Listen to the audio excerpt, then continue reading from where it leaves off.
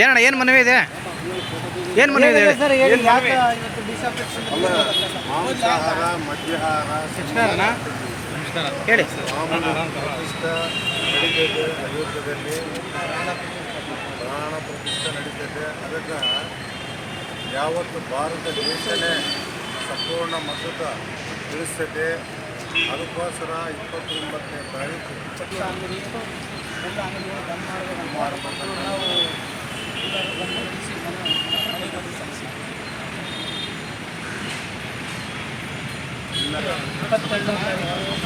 ನಮ್ಮ ಅಯೋಧ್ಯೆ ರಾಮ ಮಂದಿರ ಒಳ್ಳೆ ಕೆಲಸ ನಡೀತಾ ಇದೆ. ಈ ಕೆಟ್ಟದ್ದು ಯಾಕಂತ ಈ ಕೆಟ್ಟ ಶಬ್ದ ಕೂಡ ಮಾತಾಡು ಮತ್ತು ಡ್ರಿಂಕ್ ಇದೆಲ್ಲ ಬಂದಾಗಬೇಕು ಅಂತೇಳಿ ನಮ್ಮದು ಒಂದು ಹೋರಾಟ.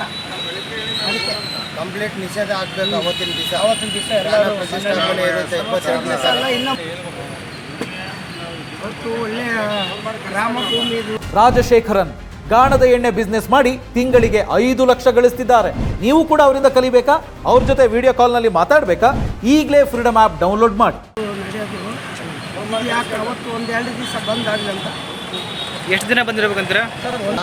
ಬಂದ್ ಮಾಡಿದ್ರೆ ಕಂಪ್ಲೀಟ್ ಚೆನ್ನಾಗಿರುತ್ತೆ. ಇದು ವಿಶ್ವವೆಲ್ಲ ನೋಡೋಕೆ ಅಂತ ಕೆಲಸ ಮೋದಿ ಅವರು ಮಾಡ್ತಿದ್ದಾರೆ. ಆಗಲಿ ಅದಕ್ಕಾಗಿ ಅವತ್ತಿನ ದಿವಸ ಚೆನ್ನಾಗಿರುತ್ತೆ.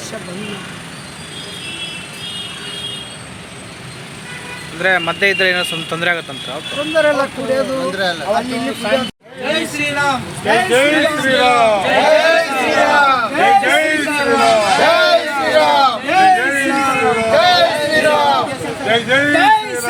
ಜೈ ಶ್ರೀರಾಮ್, ಜೈ ಶ್ರೀರಾಮ್, ಜೈ ಶ್ರೀರಾಮ್, ಜೈ ಶ್ರೀರಾಮ್, ಜೈ ಶ್ರೀರಾಮ್, ಜೈ ಶ್ರೀರಾಮ್, ಜೈ ಶ್ರೀರಾಮ್. ರಾಮ ಮಂದಿರದಲ್ಲಿ ಪ್ರಾಣ ಪ್ರತಿಷ್ಠಾಪನೆ ಕಾರ್ಯಕ್ರಮ ನಡೀತಿದೆ ಅಯೋಧ್ಯೆ. ಹಂಗಾಗಿ ಇವತ್ತು ನಾವು ಏನು ಮೆಮೊರೇಡಮ್ ಕೊಡ್ತಿದ್ವಿ ಅಂದರೆ ಅವತ್ತಿನ ದಿವಸ ಈ ಮದ್ಯ ಮಾರಾಟ ಮಾಂಸ ದಂಧೆ ಏನೇನು ಮಾಡ್ತಿದ್ದಾರೆ ಎಲ್ಲ ಇಡೀ ದೇಶ ಕಡೆ ಏನೇನು ನಡೀತಿರ್ತಾವಲ್ಲ ಅವತ್ತಿನ ದಿವಸ ರಜೆ ಘೋಷಣೆ ಮಾಡಿದ್ರೆ ಅವ್ರು ಕಂಪ್ಲೀಟ್ ನಿಷೇಧನೆ ಮಾಡಿಬಿಡ್ಬೇಕು. ಅವತ್ತಿನ ದಿವಸ ಯಾರೂ ಮಾರಾಟ ಮಾಡೋಂಗೆ ಬೇಡ ಅಂತೇಳಿ ಅದು ಒಂದು ಒಳ್ಳೆಯ ಪುಣ್ಯ ಕಾರ್ಯಕ್ರಮ ನಡೀತಾ ಇದೆ. ಇಡೀ ವಿಶ್ವವೆಲ್ಲ ತಿರುಗಿ ನೋಡುತ್ತೆ ಭಾರತ ಕಡೆ. ಈ ಕಿಡಿಗೇಡುಗಳು ಕುಡಿದು ಅವತ್ತಿನ ದಿವಸ ಏನೋ ಗಲಾಟೆಗಳು ಅವು ಇವು ಮಾಡಿಕೊಂಡ್ರೆ ಅದು ನಮ್ಮ ದೇಶಕ್ಕೆ ಒಳ್ಳೇದಲ್ಲ. ಅವತ್ತಿನ ದಿವಸದಲ್ಲಿ ಮಾಧ್ಯಮ ಮಿತ್ರರಾಗಲಿ ಏನನ್ನ ಟಿ ವಿಯಲ್ಲಿ ಅಲ್ಲಿ ಇಲ್ಲಿ ಅವೇನನ್ನ ಅಹಿತಕರ ಘಟನೆಗಳು ಬಂದರೆ ಒಳ್ಳೇದಲ್ಲ. ಅವತ್ತೆಲ್ಲ 24 ಅವರ್ಸ್ ಅದ್ರ ಬಗ್ಗೆನೇ ತೋರಿಸ್ತಿರ್ತಾರೆ. ರಾಮ ಮಂದಿರದ ಬಗ್ಗೆನೇ ವಿಶ್ವವೆಲ್ಲ ತಿರುಗಿ ನೋಡೋವಂಥ ಕೆಲಸ ಆಗ್ತಿದೆ. ಈ ಒಂದು ಅಂಗಡಿಗಳೆಲ್ಲ ಓಪನ್ ಇರೋದ ಕಾರಣ ಕುಡಿಯೋದು ತಿನ್ನೋದು ಎದುರಾಡೋದು ಜಾಸ್ತಿ ಆಗ್ಬಿಡುತ್ತೆ. ಅವತ್ತು ಕಂಪ್ಲೀಟ್ ಅದನ್ನು ನಿಷೇಧ ಮಾಡಿದ್ರೆ ಭಾಳ ಒಳ್ಳೆಯದು. ನಮ್ಮ ದೇಶಕ್ಕೂ ಒಳ್ಳೆಯದು, ನಮ್ಮೆಲ್ಲರಿಗೂ ನಮ್ಮ ಇಡೀ ಕಾರ್ಯಕ್ರಮ ನಡೆಸ್ಕೊಟ್ಟಂಥವ್ರಿಗೂ ಒಳ್ಳೇದಾಗುತ್ತೆ, ಒಳ್ಳೆಯ ಹೆಸರು ಬರುತ್ತೆ.